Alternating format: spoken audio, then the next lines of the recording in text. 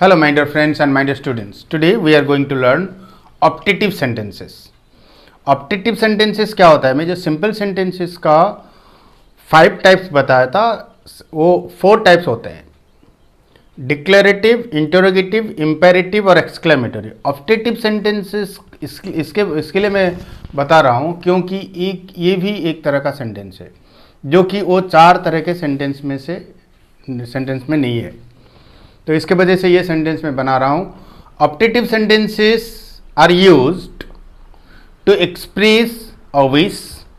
Wish express करने के लिए हम इस सेंटेंस को यूज़ करते हैं.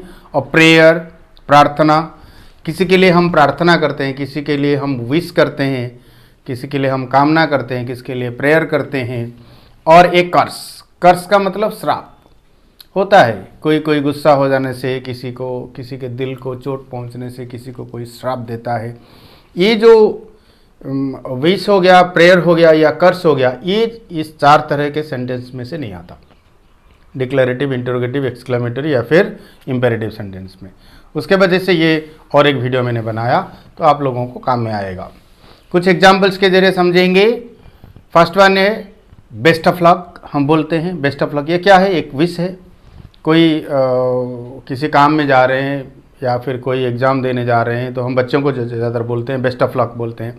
एक विश है और ये एक ऑप्टेटिव सेंटेंस है. ये ना डिक्लेरेटिव, ना इंटरोगेटिव, ना एक्सक्लेमेटरी, ना इम्पेरेटिव नहीं आता.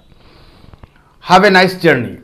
हम बोलते हैं हैव ए नाइस जर्नी. कोई ट्रैवल करने जा रहे हैं, जर्नी करने जा रहे हैं, हम बोलते हैं, विश करते हैं कि तुम्हारा जो जर्नी अच्छा रहे. May God bless you.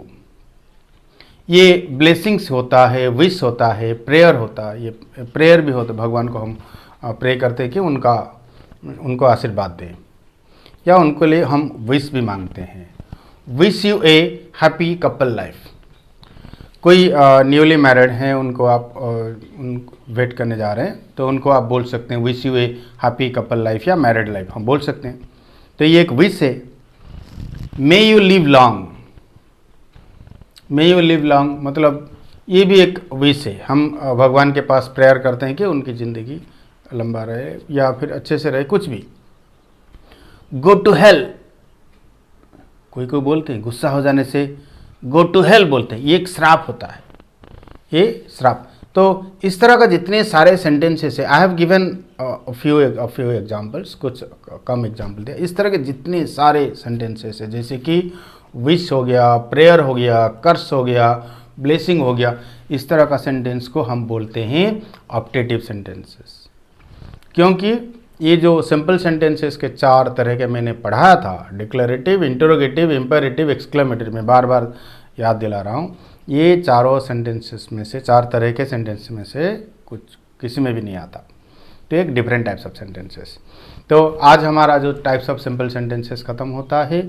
मैं आप लोगों को एक बात बताना चाहूँगा कि ज़्यादातर लोग, मुझे पता चल रहा है कि देख रहे हैं, अगर आप सब्सक्राइब कर देंगे तो आप लोगों के पास नोटिफिकेशंस पहुंचते रहेंगे, आपको अच्छा रहेगा.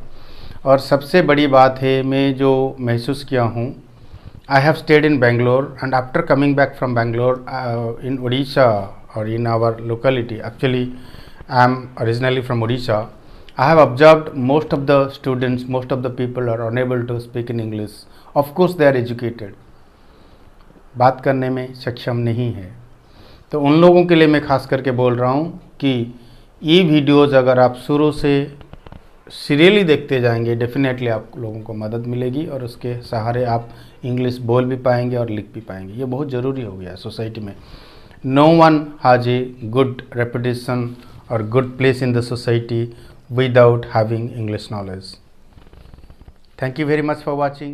God bless you.